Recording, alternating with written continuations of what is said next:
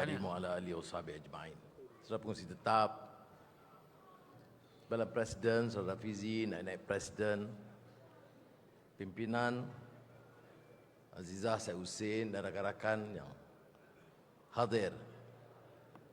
Alhamdulillah, kita bersyukur kerana kita menamat kongres ini dengan semangat nafas baru. Ya, tentunya seperti yang disebut mengecewakan banyak pihak. Pihak lawan membuat andaian menjangka yang berbeza. Tapi ini dia, denyut nadi keadilan. Sebagai orang lama dalam parti, apakah yang paling mengesankan? Bila kita lihat bangkit generasi penerus yang menjiwai semangat yang kental, yang boleh dipercayai dan diyakini meneruskan arus perjuangan keadilan yang murni. Saudara tanya saya, apakah yang paling membahagiakan saya sekarang dan khususnya hari ini? Kerana melihat semangat idealisme perjuangan menegakkan keadilan, membanteras kerusakan dan kebejatan, dan membela nasib rakyat itu terpancar dari suara dan muka pimpinan. Mana kita rasa bahagia, alhamdulillah, dan lebih lega, dan lebih meyakinkan. Tentunya, seperti mana kita tahu, pimpinan silih berganti dan zaman atau zeitgeist itu menuntut beberapa anjakan baru. Pimpinan baru itu sementara mengekal semangat dan idealisme reformasi, dia kendaki melakukan dan mendorong supaya ada anjakan. Dan saya selaku presiden tidak rasa curiga atau bermasalah. Kerana kalau saya faham makna perjuangan, kalau saya faham erti pembelaan nasib rakyat, maka sudah menjadi kewajipan kita untuk mendukung semangat perubahan berterusan menegakkan keadilan ini. Ini kita saksikan hari ini. Dari 4 naib presiden, dari pemuda dan wanita dan Saudara Rafizi. Ya memang kontroversial betul. Oh, kadang-kadang pening saya. Jadi saya bisik dari tadi awal. Aku ni Rafizi, lama dah dengan kamu ni. Janganlah tambah pening aku. Rupa-rupanya dia datang bagi ucapan, dia bagi Panadol, hilang pening saya.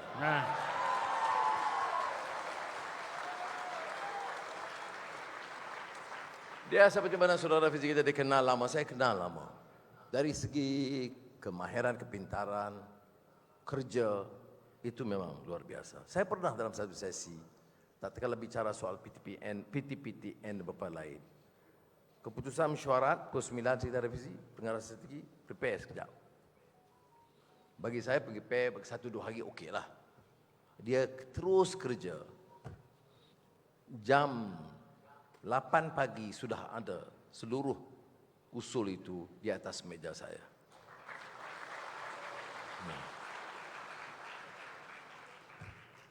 Dan saya percaya tokoh muda yang lain mempunyai kapasiti untuk membawa perubahan dan semangat itu. Sebab itu kadang-kadang bila ada singgungan sedikit-sedikit saya rasa sabar je lah. Sebab orang yang kuat kerja dan cerdik ini, dia kadang-kadang bagi pandangan atau kadang-kadang singgungan yang memeningkan sikit. Tetapi seperti mana yang saya sebut Rafizi, saya nak jamin, saya tak berkecil hati. Kerana saya tahu cuci yang baik. Masalahnya ni, kadang-kadang penyokong bebal tu ramai. Lasing juga tahu dia. Sebab mereka tidak faham. Dia tak mengerti bahawa kita dalam perjuangan ini semangat ukhuwah persaudaraan itu tebal. Ya, betul-betul kadang-kadang ada perbedaan pendapat yang agak sengit. Tapi ini bukan orang khianat. Ada beda, orang keras berpendapat dan berpendirian yang agak dalam beberapa isu agak menyanggah pendapat kita, tetapi bukan khianat. Bukan kaki fitnah. Bukan perompak dan perasuah. Yang kita diajak perang ini orang rasuah dan khianat. Tumpu ke arah itu. Ya. Dan ini menyebabkan saya merasa lega. Saya percaya Azizah yang tahu pandangan saya dalam hal ini, merasa lega dan bersyukur kata Allah SWT. Kita ada barisan pimpinan, sebahagiannya betul muda, sebahagiannya baru. Tetapi orang-orang yang harus mengekalkan semangat persaudaraan ini, saudara. Itu cabaran kepada anak-anak muda ini. Dia tidak mudah. Pertarungan tentunya berbeda.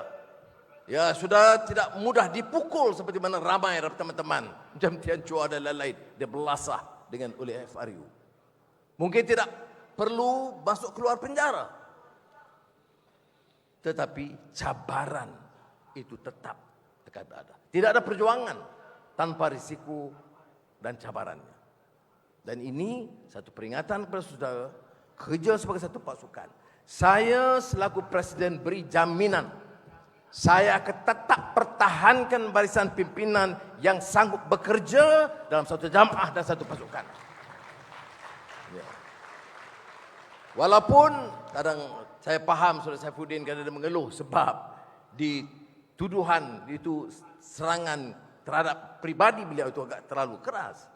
Sebab itu saya nak nasihat kepada saudara juga. Cari maklumat yang betul. Dan jangan buat tuduhan dan fitnah sesama kita. Tidak mungkin kita boleh bertapak. Betul. Sebagai orang lama dan Sam selalu sindir saya, dia kata maaf tahap dewa. Tapi itu bukan di kalangan sahabat-sahabat. Ya. Kalau dalam soal kemaafan, rasuah besar saya tidak maafkan.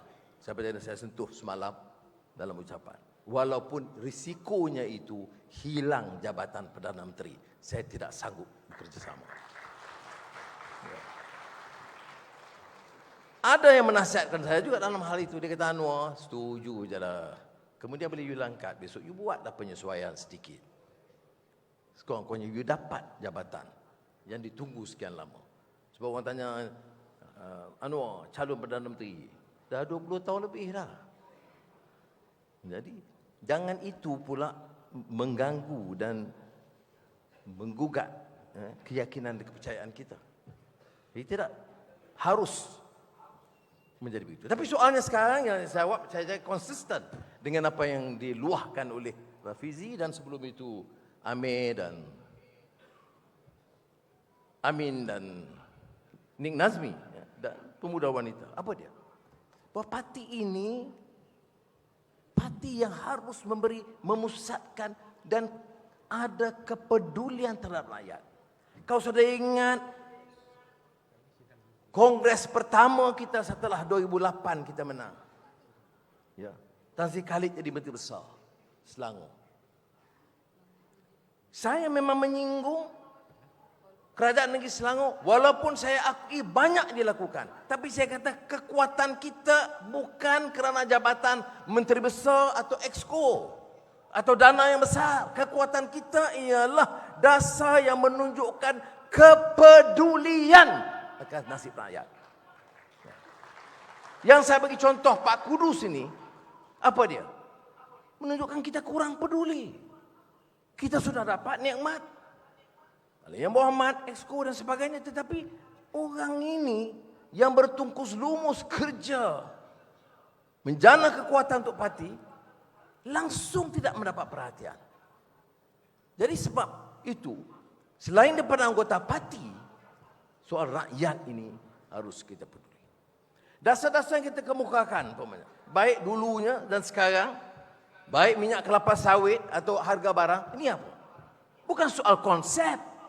Bukan soal dasar ekonomi, tetapi soal kehidupan rakyat. Kita bicara soal kos sara hidup, soal nak harapkan pimpin UMNO. Kita bincang soal muflis 10,000, Najib nak bantu Sapura. Kita bicara soal projek rakyat, dia sebut HSR dan sekarang DNB oleh menteri-menteri. Tak ada langsung kefahaman tentang apa yang menjadi utama bagi masalah rakyat. Jadi ini harus menjadi tumpuan perhatian kita. Sawah padi 150,000 orang. Itu memang tapak kemiskinan ketara masyarakat kita. Estate India dah merdeka 60 tahun, ada yang kedudukannya sangat naif. Walaupun saya faham di Selangor ada langkah-langkah membantu. Orang asli termasuk dari Ulu Kelantan datang, bergelinang air mata mengeluh masalah api, air, sekolah dan tanah adat mereka. Sudah, ini masalah yang kita harus ketengahkan. Betul, dalam politik kuasa itu penting. Kerana apa? Untuk menterjemahkan dasar itu. Jadi bila Saudara Rafizi kata tidak semestinya pegang jawatan, itu bukan, kalau saya jadi Perdana Menteri, itu keputusan saya. Dan kalau saya arah hal-hal yang sedemikian, dia mesti patuh. Kerana dalam jamaah kita harus pilih. Sekarang kita dapat dukungan rakyat, insya-Allah. Bila dapat dukungan rakyat, kita mesti pilih barisan pimpinan yang mampu, faham dan mampu melaksanakan aspirasi rakyat. Dan ada tokoh-tokoh yang perlu dia tonjolkan. Itu tak apalah ya. Macam juga soal pilihan raya. Saya dah beritahu dia awal bahawa dia, tugas pertama dia ialah membantu supaya menggerakkan jentera pilihan raya yang sekarang dikendali oleh Saudari Fuzia, supaya menjadi fokus menggerakkan semua cabang dan ranting mempersiapkan jentera itu. Jadi dia Rafizi lah, Rafizi. Ibu pun kenal, saya pun kenal. Dia suruh sudah berdiri, seolah dia rasa desakan kepada saya. Saya terima kasih. Maknanya, kalaupun keputusan besok dibuat, kita mengambil kira perasaan dan kehendak ahli-ahli parti. Jadi saudara, saya tidak berhasrat bicara panjang. Seperti mana saya sebut dalam mukadimah tadi apa dia. Karena hal yang bagi saya melegakan. Orang yang lama, yang disebut akan mencecah 75, bila dilihat, apa yang paling menyenangkan kita sebagai bapa dan ibu? Bila lihat barisan anak-anaknya itu menjadi generasi penerus, malah bukan saja meneruskan, tetapi boleh meningkatkan mutu perjuangan itu. Dan bagi saya ini hadiah paling besar sejak zaman 98 dan derita. Mazli tak suka ini parti derita kerana kita bertanggungjawab untuk membantu orang yang derita. Betul. Tetapi memang betul parti kita ni parti derita. Yang harus mampu membantu orang yang derita. Bukan korporat dan Tan Sri dan Tun seperti mana yang jadi tumpuan sekarang. Bolehkah kita bayangkan dalam satu negara seperti Malaysia, kita dah hasilkan begitu ramai pemimpin, semuanya setelah memimpin menggondol, membol kekayaan begitu banyak.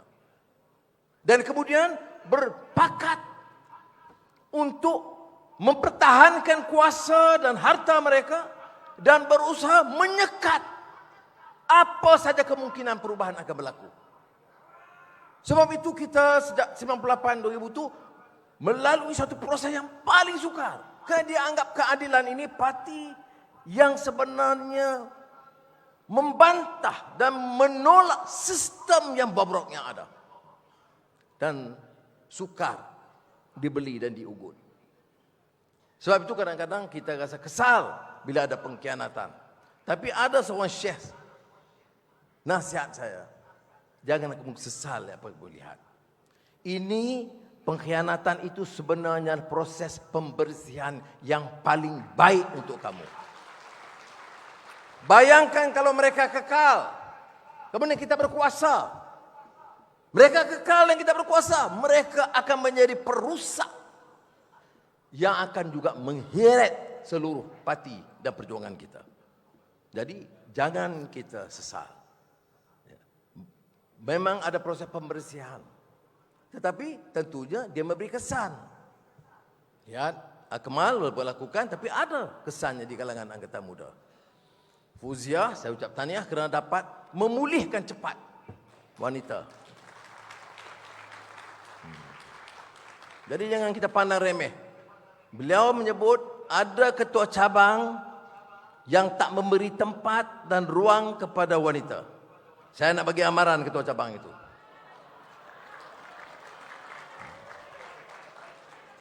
Sebelum saya tanda tangan watikah, saya nak cek wanita punya pandangan.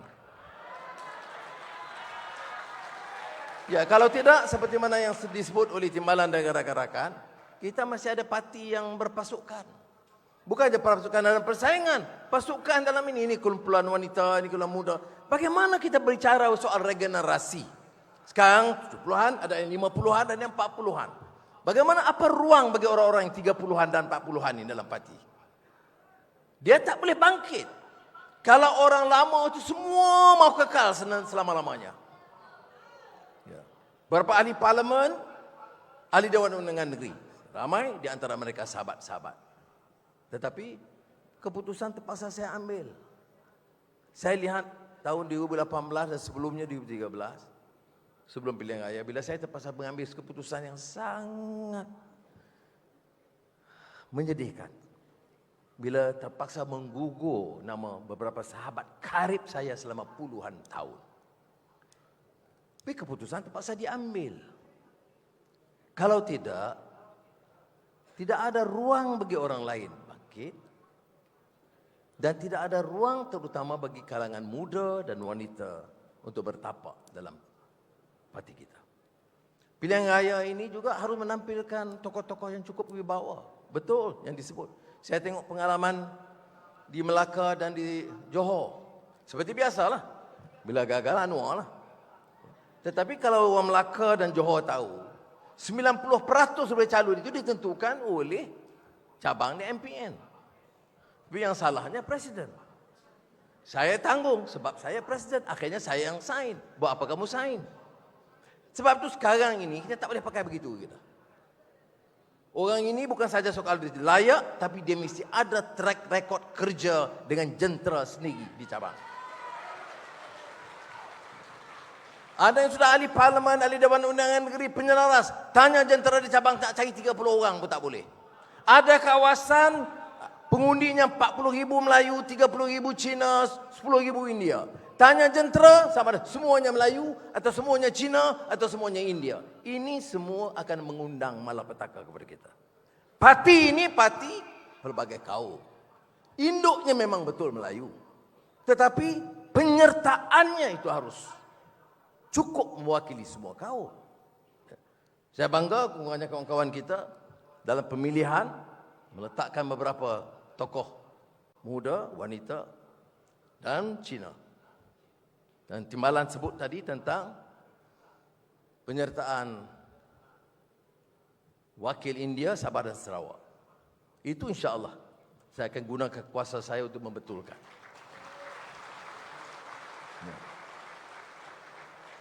Tetapi itu juga harus difikir dan diteliti oleh rakan-rakan yang menjadi perwakilan. Belum cukup matang bila kita gunakan kuasa kita memilih dan tidak senantiasa memikir bahawa parti ini harus diwakili oleh semua kaum dan wilayah. Jadi saya harap ini juga satu pengajaran. So, saudara, seperti mana rakan-rakan juga, kita tak tahu mana bila pilihan raya, tetapi tentunya dekat. Seperti mana saya sebut semalam juga, gendang hampir di Palu, jadi pahlawan-pahlawan harus bangkit. Ya. Dan mereka harus siap daripada sekarang dan memastikan jentera itu ada. Betul, saya kempen kuat di dua negeri. Tetapi bila lihat jentera itu melelahkan, saudara. Saya terima kasih rakan-rakan kerja. Tapi ada kelemahan dalam sistem itu. Bagaimana mungkin satu cabang tak boleh tonjolkan 5-60 orang jentera penggerak parti.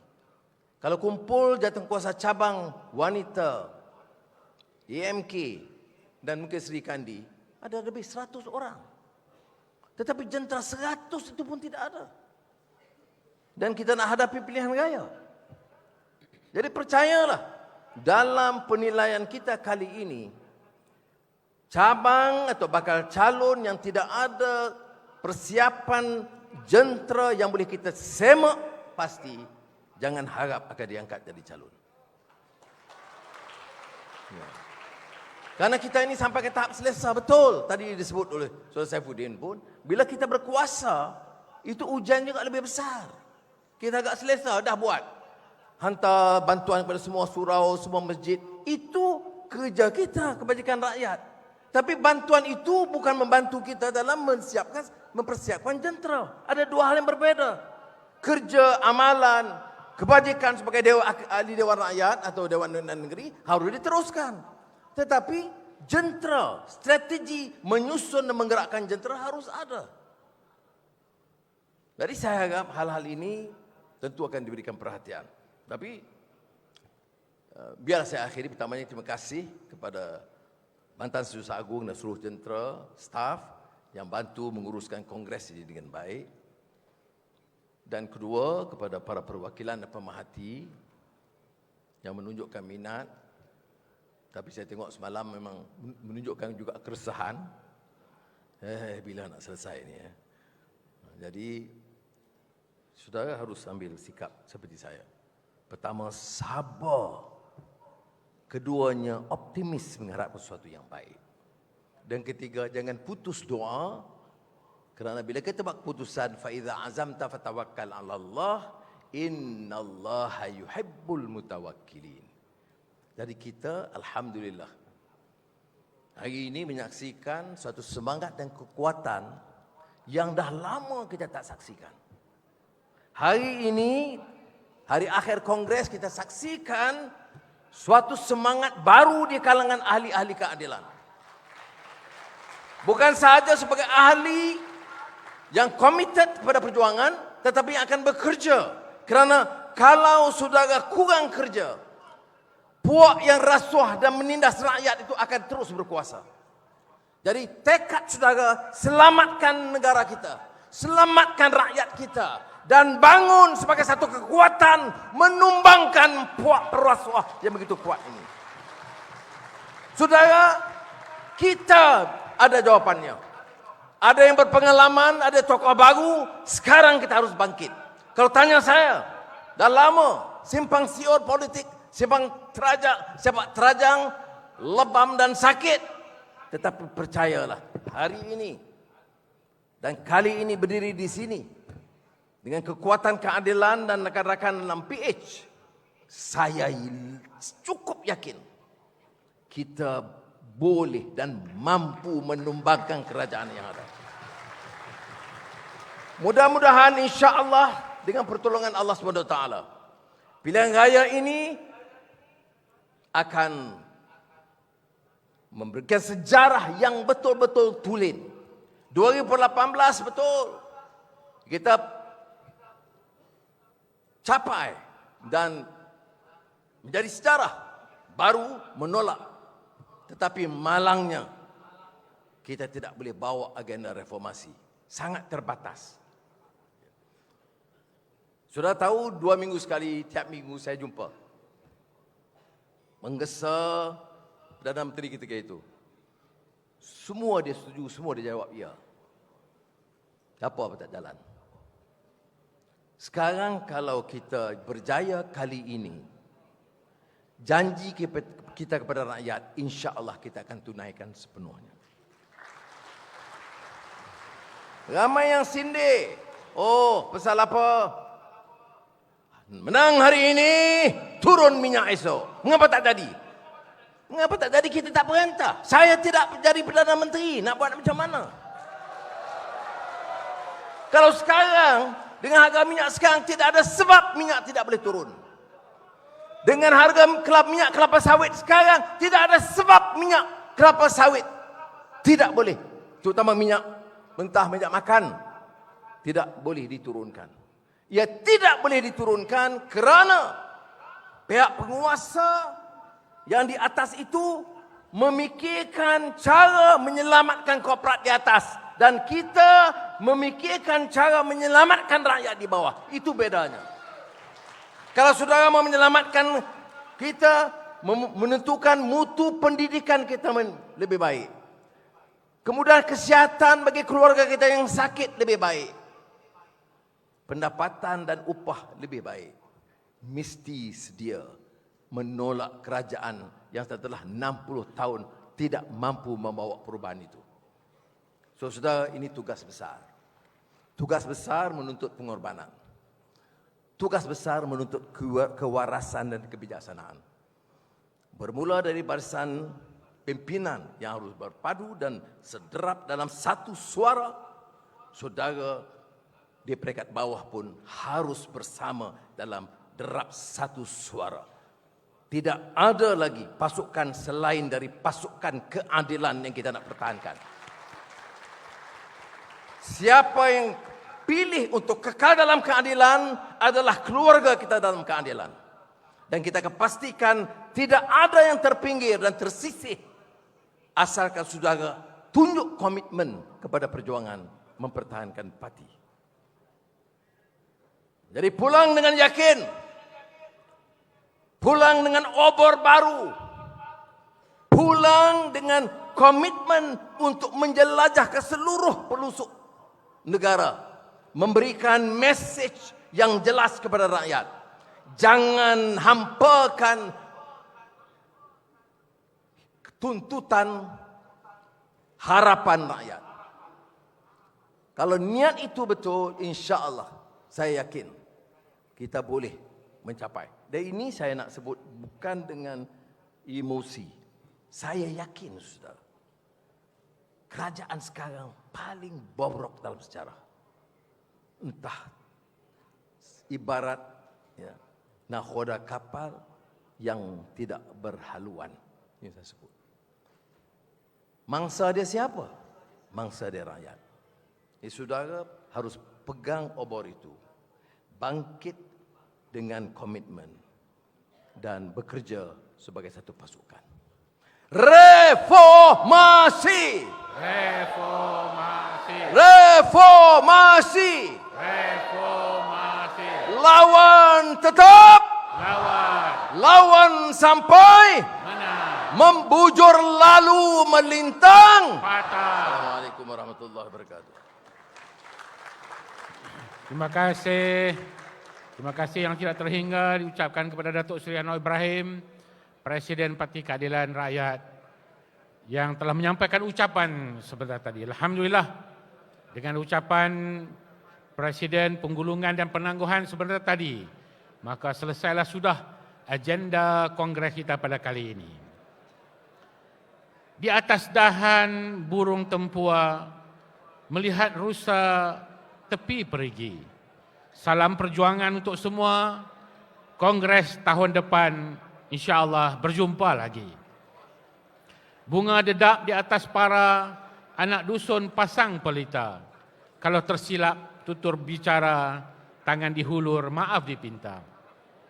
Selaku pengurusi tetap, saya dengan ini menangguhkan Kongres Nasional Keadilan yang ke-16 bagi tahun 2021-2022 tepat pada jam 1.50 petang. Semoga ada rezeki kita berjumpa lagi di Dewan Kongres yang akan datang. Terima kasih kepada semua pimpinan baru pimpinan lama, insya-Allah kita adalah warga keadilan. Wabillahi taufiq wal hidayah. Wassalamualaikum warahmatullahi wabarakatuh. Pimpinan, kita ada sidang media selepas ini, diminta Presiden, Timbalan Presiden, Naib-Naib Presiden untuk pergi ke bilik media di Hall 4 dan diminta semua MPP yang baru untuk mengiringi pimpinan-pimpinan utama.